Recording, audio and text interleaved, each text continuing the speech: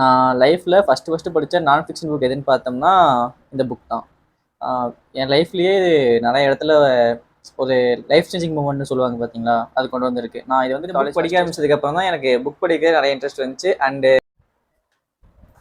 இன்னைக்கு என்ன சரி வீடியோ எடுத்தே வரும். ட்ரெயினில் அடிபட்டுமோ விழுந்துருவோமா? போச்சு, விழுந்தாச்சு. அடிபட்டுருச்சு. ஹாய் எவ்ரிவன், எல்லாருக்கும் வணக்கம். நான் உங்கள் சந்தோஷ். நீங்கள் பார்த்துட்டு இருக்கிறது மிஸ்டர் மினிட்ஸ். நம்ம சேனலுக்கு புதுசாக இருந்தால் மறக்காமல் நம்ம சேனலை சப்ஸ்கிரைப் பண்ணிக்கோங்க. இப்போ நம்ம வீடியோக்குள்ளே போகலாம். இது நம்ம புக் கிளப் சீரிஸோட செகண்ட் வீடியோ. இந்த வீடியோவில் நம்ம எதை பற்றி பார்க்க போகிறோன்னா, the power of your subconscious mind, written by Joseph முஃப்ரி. இது நம்ம புக் கிளப் சீரிஸோட செகண்ட் வீடியோ. பொதுவாகவே நம்ம பிரெயின் பார்த்தீங்கன்னா ரெண்டு விதமாக பிரியும். ஒன்று கான்ஷியஸ் மைண்ட், இன்னொன்று சப்கான்ஷியஸ் மைண்ட். இந்த கான்ஷியஸ் மைண்ட் எதுக்குலாம் யூஸ் ஆகுதுன்னா, இப்போ நீங்கள் கிளிக் பண்ணி இந்த வீடியோ பார்க்கணும்னு வந்திருப்பீங்க தெரியுமா. இப்போ நான் இந்த வீடியோ பார்க்கலாமா வேணாமா அப்படிங்கிற டிசிஷன் போகும். இப்போ நான் யூடியூப் பார்க்கலாமா வேணாமா அப்படிங்கிற ஒரு டிசிஷன் எடுக்கும். இந்த மாதிரி இது பண்ணலாம், இது பண்ணக்கூடாதுங்கிற டிசிஷன் எல்லாத்தையும் எடுக்கிறது கான்ஷியஸ் மைண்ட் தான். இப்போ இந்த சப்கான்ஷியஸ் மைண்ட் என்னென்ன பண்ணுன்னா, நம்ம டிசிஷன் எடுக்க முடியாத விஷயங்கள் எல்லாத்தையுமே சப்கான்ஷியஸ் மைண்ட் தான் கண்ட்ரோல் பண்ணும். ஃபார் எக்ஸாம்பிளுக்கு நம்ம ஹார்ட் பீட், நம்ம வந்து ஹார்ட் இவ்வளோ இந்த டைமில் இவ்வளோ வேகமாக துடிக்கணும் துடிக்கக்கூடாதுன்னு சொல்லிட்டு நம்ம கண்ட்ரோல் பண்ணுறது இல்லை. அப்படி கண்ட்ரோல் பண்ணுற மாதிரி இருந்துச்சுன்னா நைட்டு தூங்குறப்பயே நம்ம அன்கான்ஷியஸ் ஆகிடும். அன்கான்ஷியஸ் ஆகிறப்பே ஹார்ட் பீட் நின்று போயிடும். ஹார்ட் பீட் நின்னா நம்ம பிரெயின் ஃபங்க்ஷன் நின்று போயிடும். பிரெயின் ஃபங்க்ஷன் நின்னா டோட்டல் சிஸ்டமே க்ளோஸ் ஆயிரும். ஸோ இந்த ஆட்டோமேட்டிக் ப்ராசஸ் எல்லாத்தையுமே எடுத்துக்கிறது சப்கான்ஷியஸ் மைண்ட் தான். இந்த ஒரு விஷயத்தை கரெக்டாக தப்பான்னு சொல்லி செலக்ட் பண்ணி எடுக்கிறது கான்ஷியஸ் மைண்ட். இப்போது இந்த சப்கான்ஷியஸ் மைண்ட் வந்து அதுக்கு மட்டும்தான் யூஸ் ஆகும் அப்படின்னு பார்த்தீங்கன்னா அப்படி கிடையாது. சப்கான்ஷியஸ் மைண்ட் தான் நம்ம இழுக்கிறதுலே ஒரு அல்டிமேட் பவர். அதுக்கிட்ட நம்ம என்ன சொன்னாலும் நம்பும், எது சொன்னாலும் கேட்கும். இப்போ வந்து இந்த விஷயம் செய் அப்படின்னு சொன்னீங்கன்னா அந்த விஷயத்த அது செய்யும். இது விஷயம் செய்யக்கூடாதுன்னு சொன்னோம்னா அந்த விஷயத்த அது செய்யாது.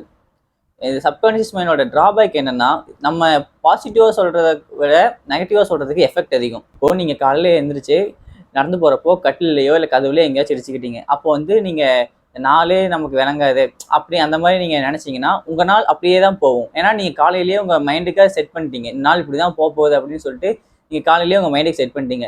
இல்லை காலையில் எழுந்திரிச்சு ஃப்ரெஷ்ஷாக இது பண்ணிட்டு இன்னைக்கு நாள் நமக்கு சூப்பராக இருக்கும், அமோகமாக இருக்கும் அப்படின்னு நினச்சிட்டு நம்ம ஒரு வேலையை செய்கிறப்போ அந்த நாளே உங்களுக்கு அந்த மாதிரி அமையும். நம்ம போயிட்டு டெய்லி டே கேலண்டர் கிளிப்போம். அங்கே வந்து ராசி பலன் போட்டிருக்கோம். அதில் வந்து நம்ம ராசிக்கு வந்து சுபம் அப்படின்னு போட்டுச்சுன்னா அன்னைக்கு நாள் ஃபுல்லாகவே நல்லதே நடக்கும் அப்படிங்கிற மாதிரி நம்ம மைண்ட் ஒரு செட் ஆகிக்கும். இல்லை இன்னைக்கு வந்து கஷ்டம் செலவு அப்படின்னு போட்டுருச்சுன்னா அதுவே நமக்கு அப்படியே தான் இன்னைக்கு செலவு வரும்ன்ட்டு நம்ம நினச்சிக்கிட்டே இருக்கிறப்போ கண்டிப்பாக செலவு கொண்டு வந்து வைக்கும். இப்படி தான் ஜோசியமும் ஒர்க் ஆகுதுன்னு சொல்லிட்டு நம்ம ஆத்தர் இந்த புக்கில் சொல்லியிருக்காரு. இது வந்து அவரோட தனிப்பட்ட கருத்து. தமிழ் ஆக்டர்ஸே பார்த்தோம்னா நிறைய பேர் சொல்லியிருப்பாங்க. முக்கியமாக நம்ம தனுஷ் சொல்லியிருப்பாரு, எண்ணம் போல் தான் வாழ்க்கை. இந்த எண்ணம் போலுக்கு தான் வாழ்க்கைங்கிற விஷயத்த வந்து நிறைய பேர் சொல்லியிருப்பாங்க. நாட் ஓன்லி செலிபிரிட்டிஸ், பெரிய பெரிய பணக்காரங்க கிட்ட போய் கேட்டிங்கனாலுமே நீங்கள் உங்களோட எண்ணங்கள் எப்படி இருக்கோ அதுபடி தான் உங்கள் வாழ்க்கை அமையும் அப்படிங்கிற மாதிரி எல்லாருமே சொல்லுவாங்க. நம்ம எண்ணங்களை சீர்படுத்தினா நம்ம வாழ்க்கையும் சீராகும் அப்படிங்கிறது இந்த ஆத்தரோட ஒரு நம்பிக்கை. அது மட்டும் இல்லாமல் சயின்டிஃபிக்காக நம்ம எதை பற்றி நினைக்கிறோமோ, எது விஷுவலைஸ் பண்ணுறோமோ, இப்போ எனக்கு வந்து ஒரு கார் வேணும், நான் கார் வாங்கணும் அப்படின்னா நம்ம கார் அதனால் வாங்க முடியுமா அப்படிங்கிற மாதிரி யோசிக்காமல் அதை நான் எப்படி வாங்குவேன் அப்படிங்கிற மாதிரி யோசிச்சிங்கன்னா உங்களுக்கு நிறையா அது வாங்குறதுக்கான ஒரு ஐடியாஸ் நிறையா வரும். அதை கண்டிப்பாக ஒரு நாள் நீங்கள் வாங்கிடுவீங்க. இல்லை இது என்னால் வாங்க முடியுமா, இதனால் அஃபோர்ட் பண்ண முடியுமா அப்படின்னு யோசிக்கக்கூடாது. இதை நான் எப்படி அஃபோர்ட் பண்ணலாம் அந்த மாதிரி யோசிக்கணும். Only positive thoughts. நெகட்டிவ் தாட்ஸ்க்குள்ளே போகவே கூடாது. நெகட்டிவ் தாட்ஸ்க்குள்ளே போனீங்கன்னா நீங்கள் அந்த நெகட்டிவ் தாட்ஸ்க்குள்ளேயே மூழ்கி போய் சுற்றி எப்பயுமே ஒரு பாசிட்டிவ் தாட்ஸ், பாசிட்டிவ் வைப்ரேஷன் இருக்கிற மாதிரி பார்த்துக்கங்க. உங்களுக்கு இந்த விஷயம் நடக்கணும் அப்படின்னு நினச்சிங்கன்னா நீங்கள் ஃபஸ்ட்டு அதை மனப்பூர்வமாக நம்பணும். நீங்கள் அதை நம்ப தான் அந்த பயணத்தை நோக்கி நீங்கள் மூவ் ஆவீங்க.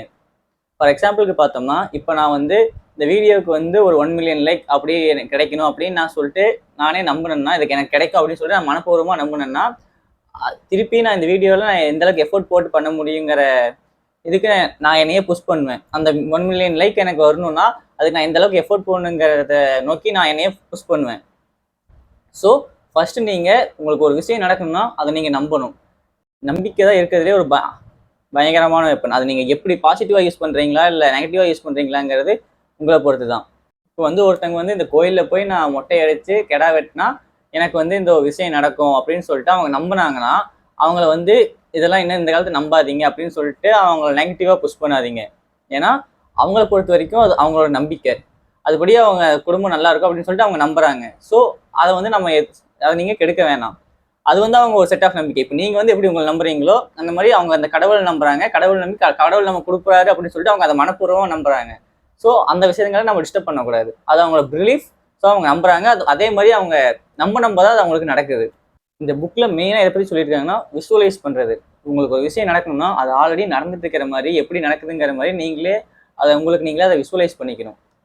இப்போ நான் ஒரு புது கார் வாங்க போறேன் அப்படின்னா, புது காரோ புது பைக்கோ நான் வாங்க போறேன் அப்படின்னா, நீங்க ஆல்ரெடி இதை வாங்கி வச்சு நீங்க அதை ஓட்டிட்டு இருக்கிற மாதிரி நீங்க உங்களை இமேஜின் பண்ணிக்கணும். இல்லை நான் அதுக்காக அதை வாங்குறதுக்காக நான் எல்லா எஃபோர்ட்டையும் என்னால் முடிஞ்ச எஃபோர்ட் எல்லாத்தையுமே நான் போட்டுட்டு இருக்கேன் அப்படின்னு சொல்லிட்டு உங்க மைண்ட்லேயே நீங்க அதை விசுவலைஸ் பண்ணிக்கணும்.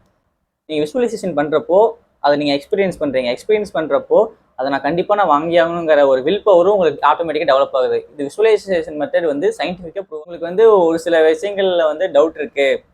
நான் இது எடுக்கலாமா அது எடுக்கலாமா அப்படிங்கிற மாதிரி உங்களுக்கு டிசிஷன் மேக்கிங்ல ஒரு டவுட் இருக்குன்னா நைட்டு வந்து தூங்க போறப்போ அதை நினைச்சிட்டு தூங்கிடுங்க. ஏன்னா நைட்டு வந்து சப்கான்சியஸ் மைண்ட் பயங்கர ஆக்டிவா இருக்கும். ஸோ அந்த டைம்ல அது வந்து உங்களுக்கு எது கரெக்ட் எது தப்புங்கிறத கரெக்டாக டிசைட் பண்ணி சொல்லும். சப்கான்ஷியஸ் மைண்டோட ஒர்க்கிங் எக்ஸ்பிளைன் பண்ணுறதுக்கு இன்னொரு வே என்னன்னா, இப்போ நம்ம எக்ஸாம் போய் எழுதிருப்போம். எக்ஸாமில் வந்து அந்த கொஸ்டினுக்கு வந்து நமக்கு ஆன்சரே கரெக்டாக ஞாபகம் வந்திருக்காது. கரெக்டாக எக்ஸாம் ஹால் விட்டு வெளியே வந்ததுக்கப்புறம் அப்படி இந்த கொஸ்டின் நமக்கு விட்ட எல்லா கொஸ்டினுக்குமே நம்ம அந்த இடத்துல நமக்கு வந்து ஆன்சர் தெரிஞ்சிருக்கும். அப்போ அந்த இதெல்லாம் எங்கே ஸ்டோர் ஆகிருந்துச்சு, நம்ம ஏன் அந்த இடத்துல ஞாபகம் இல்லை? அந்த டைமில் ஏன்னா நம்ம பதட்டமாக இருந்தப்போ சப்கான்ஷியஸ் மைண்ட் வந்து ஆக்டிவாக இல்லை. ஸோ இப்போ நம்ம வெளியே வந்ததுக்கப்புறம் எக்ஸாம் முடிச்சிட்டாங்கிற ஒரு ரிலீஃப்ல வந்ததுக்கப்புறம் திரும்பி வெளியே வந்து கொஸ்டின் பேப்பர் பார்க்குறப்போ வந்து நமக்கு ஆன்சர்லாம் டக்கு நம்மள பல பேர் வந்து எக்ஸ்பீரியன்ஸ் பண்ணியிருப்போம். இது நீங்கள் எக்ஸ்பீரியன்ஸ் பண்ணியிருந்தீங்கன்னா கமெண்ட்ல மென்ஷன் பண்ணுங்க. ஸோ நம்ம தூங்குறப்போ வந்து நம்ம எதை பற்றியும் நினைக்காம நம்ம கான்சியஸ் மைண்ட் வந்து ஸ்லீப்க்கு போயிடும். ஸோ அந்த டைமில் வந்து நமக்கு சப்கான்சியஸ் மைண்ட் பயங்கர ஆக்டிவாக இருக்கும். ஸோ இப்போ நீங்கள் உங்களுக்குள்ளேயே வந்து ஒரு விஷயம் நைட் தூங்காம சொல்லிகிட்டே தூங்குனீங்கன்னா அது வந்து உனக்கு இதுதான் கரெக்டாக இருக்கும், இதுதான் உனக்கு தப்பாக இருக்கும் அப்படின்னு சொல்லிட்டு அதே உங்களுக்கு ஒரு டிசிஷன் எடுத்து உங்களுக்கு நீங்கள் காலையில் எந்திரிக்கிறப்போ ஒரு கிளாரிட்டியோடு இருப்பீங்க. இந்த புக்கில் நீங்கள் எப்படி ஒரு மிடில் கிளாஸ்ல இருந்து ஒரு ரிச் லைஃப்க்கு போகலாம், எப்படி ஒரு ஹெல்த்தியான லைஃப் ஸ்டைல் வாழலாம், எப்படி ஒரு நல்ல ஃபேமிலியை ரன் பண்ணலாம் அப்படிங்கிறத பொறுத்து எல்லா வித டெக்னிக்ஸும் சயின்டிஃபிக் பேஸ்டு ரிசர்ச்சஸ் பற்றியும் இதில் டீட்டெயிலாக சொல்லியிருக்காங்க. இந்த புக் உங்களுக்கு அமேசானோட லிங்கை நான் டிஸ்கிரிப்ஷனில் தரேன், மறக்காமல் போய் வாங்கிக்கோங்க. நான் லைஃப்பில் ஃபஸ்ட்டு படித்த நான் ஃபிக்ஷன் புக் எதுன்னு பார்த்தோம்னா இந்த புக் தான். என் லைஃப்லேயே நிறைய இடத்துல ஒரு லைஃப் சேஞ்சிங் மூமெண்ட்னு சொல்லுவாங்க பார்த்தீங்களா, அது கொண்டு வந்திருக்கு. நான் இது வந்து காலேஜ் ஃபஸ்ட் இயர் ஸ்டார்ட் பண்ணப்போ தான் வாங்கினேன். வாங்கி அப்போ தான் படிக்க ஆரம்பித்தேன். ஸோ காலேஜுக்கு முன்னாடி பார்த்தோம்னா நான் ஒரு சில எக்ஸாம்ஸ்லாம் எழுதினேன், பட்டு அது சரியாக எனக்கு வரல. ஸோ நான் இப்படி ரொம்ப நெகட்டிவ் பர்சன் சொல்ல முடியாது, பட்டு ஓரளவுக்கு இது ஒரு வேளை இப்படி ஆயிடுமோ, நமக்கு கிடைக்காதோ அப்படி அந்த மாதிரி ஒரு சில நெகட்டிவ் தாட்ஸில் தான் இருந்தேன். பட் என் சரௌண்டிங்ஸும் அப்படி தான் இருந்துச்சு. பட் இந்த புக்குக்கு அப்புறமா எப்படி சொல்லணும்னா, இந்த புக்கு அப்புறமா நான் ஒரு டோட்டலாகவே ஒரு சேஞ்ச் ஆனேன்.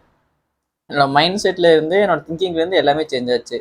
அண்டு அப்போ இருந்து இப்போ வரைக்கும் நான் ஒரு பாசிட்டிவ் பர்சனாக தான் இருக்கேன். இனிமேல் அப்படி தான் இருப்பேன்னு நினைக்கிறேன்.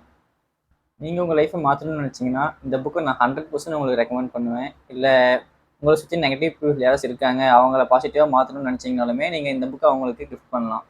அண்டு இந்த புக் மட்டும் இல்லை, the secret, as man as a thing, இது எல்லாமே வந்து நம்ம சப்கான்ஷியஸ் மைண்டோட பவர் பற்றியும் நம்மளோட இமேஜினேஷன் பவர் பற்றியும் தான் டீட்டெயிலாக சொல்லியிருப்பாங்க. அண்டு இந்த புக் படிக்க ஆரம்பிச்சதுக்கப்புறம் தான் எனக்கு புக் படிக்கிறது நிறைய இன்ட்ரெஸ்ட் வந்துச்சு. அண்டு ஒரு புக்காக இருந்தது ஒரு செல்ஃப்லாம் புக்காக மாறி இருக்குது. அண்டு இது இன்னும் கொஞ்சம் கூடிய சீக்கிரம் ஒரு ஃபுல் கம்ப்ளீட் செல்ஃபாகவே ஒரு புக் செல்ஃபாகவே மாறப்போகுது. அண்டு வீடியோ பார்க்குற நிறைய பேர் சப்ஸ்கிரைப் பண்ணாமல் பார்க்குறீங்க. ஸோ மறக்காமல் நம்ம சேனலை சப்ஸ்கிரைப் பண்ணிக்கோங்க. அது நம்ம சேனலுக்கு ஒரு சப்போர்ட்டாக இருக்கும். இந்த வீடியோ உங்களுக்கு பிடிச்சிருந்தா லைக் பண்ணுங்கள், நம்ம சேனலை சப்ஸ்கிரைப் பண்ணுங்கள். இதே மாதிரி என்னென்ன வீடியோ வேணும்னு சொல்லிட்டு மறக்காமல் நம்ம கமெண்ட்ஸில் மென்ஷன் பண்ணுங்கள். பாய்.